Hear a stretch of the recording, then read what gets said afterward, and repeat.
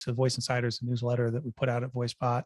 And we talked about this idea of where we are today with not just smart speakers, but with voice assistants. And I talked to people about this idea of the use model. It's about utility, it's about smart home, and it's about entertainment.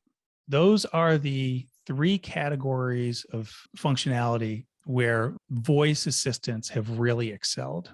Now, there's some places that it's going and people want it to be used, but those are the areas that are actually being used. And so we go back to that principle I said, watch what the consumers are doing. What are the consumers doing? Well, they're doing that. They're using those three areas. And so come back to Apple, what they did right with Siri is they just nailed the utility function.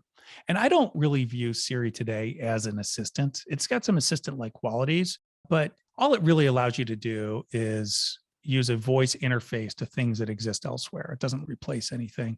So you can initiate a phone call instead of tapping and swiping to get a phone call. You can send a text instead of typing and tapping. You can set a calendar item. You can set a reminder. So there's intelligence there, but mostly it's trying to automate the app interaction model using voice instead of touch and just as a convenience mechanism. And actually, when they first launched the iPhone, they actually talked about Siri. The product manager for the iPhone actually talked about Siri in this way, that it's essentially this complement to the iPhone experience. And so they pioneered this idea of utilities and they identified what the utilities were on the phone, on the smartphone, and they just nailed them.